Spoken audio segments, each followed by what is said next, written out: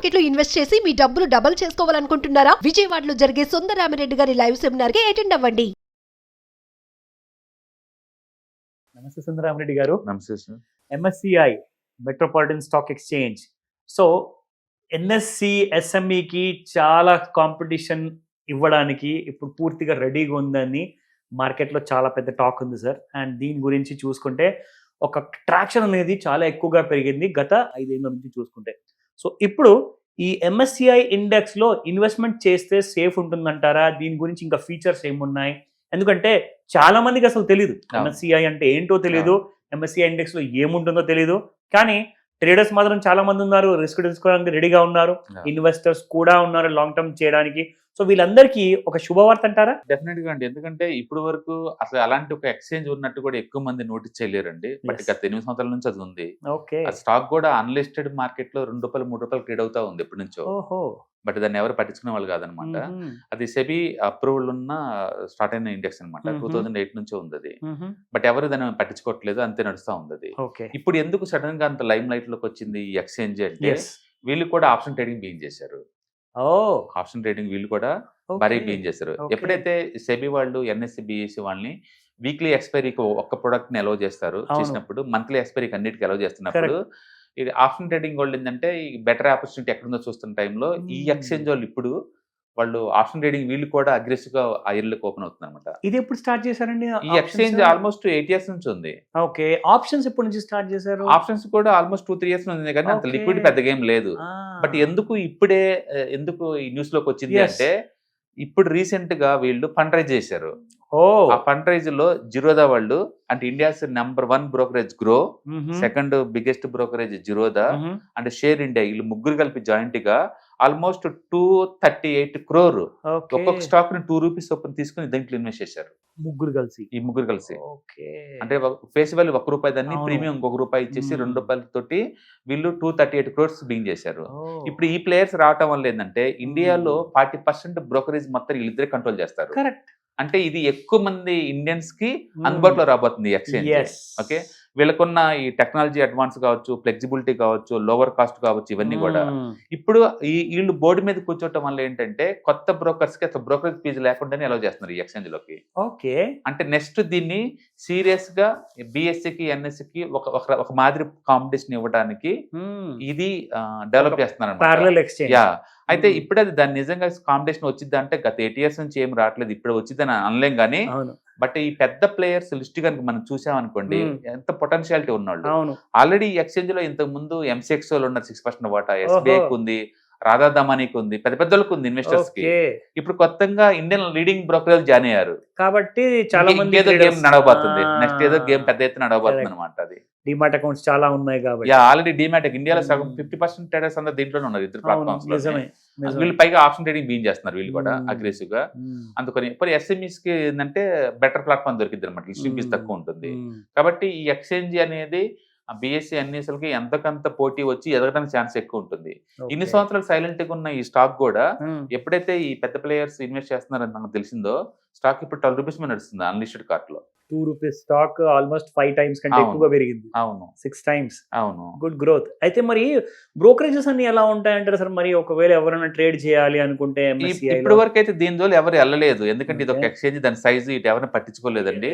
But మొదటి నుంచి దీంట్లో ఎడ్జ్ ఏంటంటే SME స్టాక్స్ కి ఇది కొంచెం లీడింగ్ అనమాట. ఇది ఇప్పుడే కొత్తగా బ్రోకర్లు వచ్చారు కాబట్టి కొత్త ప్రొడక్ట్స్ తోటి కొంతమంది బ్రోకర్స్ దీంట్లో మెంబర్షిప్ తీసుకుంటే దీని సైజు పెరిగే ఛాన్స్ ఎక్కువ ఉంది. కాబట్టి ఇది ఫ్యూచర్ లో అంటే నెక్స్ట్ కనీసం 2-3 years గడిస్తే కానీ మనం తెలియదు. యాక్చువల్గా BSE ఇండియాలో 1875 లో స్టార్ట్ అయిన F&O సెగ్మెంట్స్ లో NSEకి ఇప్పుడు కూడా పోటీ లేకపోతుంది. దాని మీనింగ్ ఏంటంటే, ఒక ఎక్స్చేంజ్ వచ్చినంత మాత్రాన పబ్లిక్ అంతా దాన్ని మూవ్ అవుతారని కాదు. ఓకే, అలాగనే ఇది కూడా ఇప్పుడే పెద్ద ఎత్తున స్కేల్ అప్ అవుతుంది.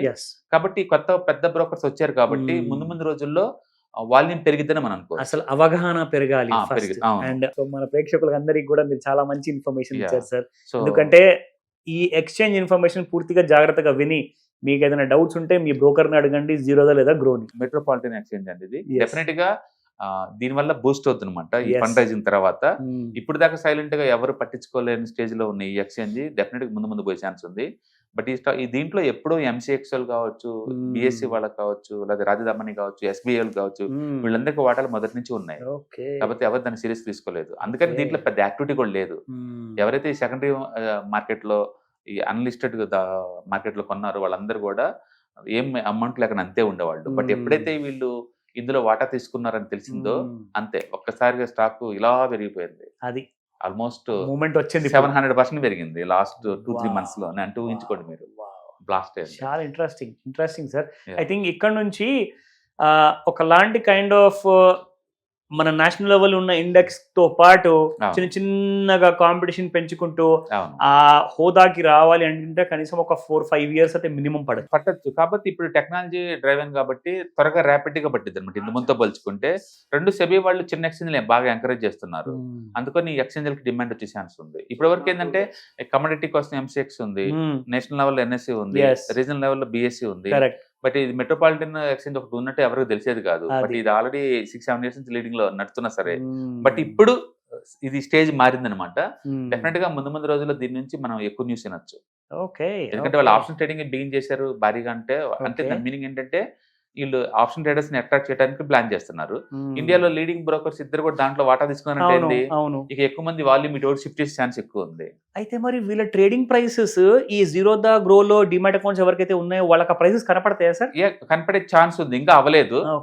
బట్ డెఫినెట్ గా అవుతారు. ఎందుకంటే ఒక బ్రోకర్ ఏ అయితే ఎక్స్చేంజ్ లో ఉన్నాయో అవన్నీ కోడ్స్ మనం ఎక్స్పోజ్ అవ్వచ్చు. అవును, కరెక్ట్. ఓకే, ఇప్పుడు బ్రోకర్ ఆల్రెడీ ఈ ఎక్స్చేంజ్ లో ఉంది కాబట్టి మీకు చాయిస్ లాగా ఈ ప్రోడక్ట్ కూడా చూపిస్తాడు. కావాలంటే మీరు లోడ్ చేసుకుంటే ఆ ప్రొడక్ట్స్ కనపడతాయి.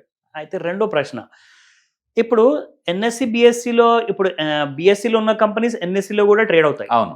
సో ఎన్ఎస్సి బిఎస్సిలో ఉన్న కంపెనీస్ కూడా ఇందులో వచ్చే అవకాశం ఉందంటారా? ఆ ఎక్స్చేంజ్ తో అగ్రిమెంట్ చేసుకుంటేనే ఆ ఎక్స్చేంజ్ లో కూడా అవుతాయి. లిస్టింగ్ అగ్రిమెంట్ ప్రకారం వాళ్ళకి లిస్టింగ్ పేజ్ పే చేయాలి. అండ్ ప్రతి నోటిఫికేషన్ వాళ్ళకి ఇన్ఫార్మ్ చేయాలి. కొన్ని లిస్టింగ్ అగ్రిమెంట్స్ ఫాలో అప్ చేయాల్సి ఉంటుంది.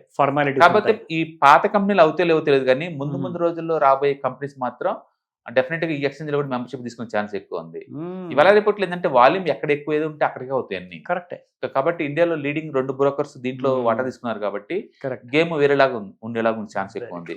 మనకి ఎప్పుడైనా ఏదైనా కంపెనీ పెద్ద ఎత్తున స్కేల్ అప్ చేయబోతుందనే విషయం మనకి ఎప్పుడు అర్థమైందంటే ఆ కంపెనీ వాళ్ళు ఫండ్ రైజ్ చేసేటప్పుడు, ఆ ఫండ్ రైజింగ్ లో కనుక పెద్ద విఐపి ఇన్వెస్టర్స్ కనుక పార్టిసిపేట్ చేస్తున్నారు అంటే అండ్ సంథింగ్ ఈజ్ కుకింగ్ అనమాట. పబ్లిక్ లోకి వస్తుంది.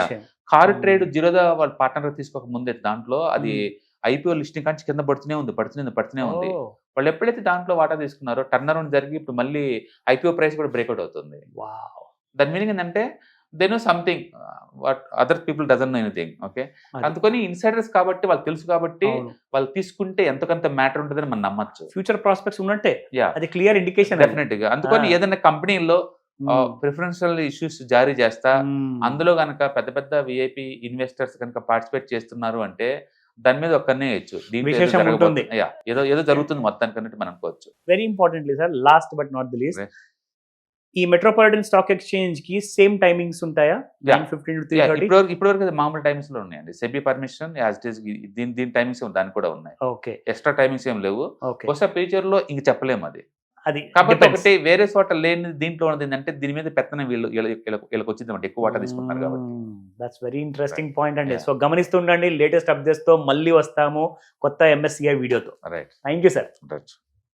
హాయ్, మొట్టమొదటిసారిగా మన విజయవాడలో క్లాస్ రూమ్ ట్రైనింగ్ అండి, 1 day క్లాస్ రూమ్ ఎన్విరాన్మెంట్ లో ఆఫ్లైన్ వెబినార్ జరగబోతుంది.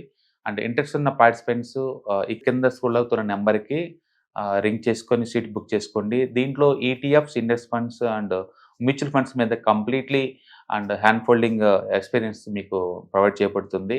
దీని ద్వారా ఏంటంటే మనం ఎసెట్స్ని స్టాక్ మార్కెట్లో ఎలా మేనేజ్ చేసుకోవాలి, ఎలా గ్రో చేసుకోవాలి, ఎలా ప్రొడక్ట్ చేసుకోవాలో అంటే ప్రాక్టికల్గా నేర్చుకుంటారు. అండ్ మీ ఇప్పటి వరకు మనం ఆన్లైన్లోనే మీరు అటెండ్ అవుతున్నారు. ఇక నుంచి మీరు మన విజయవాడ సిటీలోనే అండ్ లైవ్లో క్లాస్ రూమ్ ఎన్విరాన్మెంట్లో నేర్చుకునే ఛాన్స్ దొరుకుతుంది. కాబట్టి ఇంట్రెస్ట్ ఉన్న పార్టిసిపెంట్స్ కింద స్క్రోల్ అవుతున్న నెంబర్కి పింగ్ చేసి సీటు రిజర్వ్ చేసుకోండి. Thank you.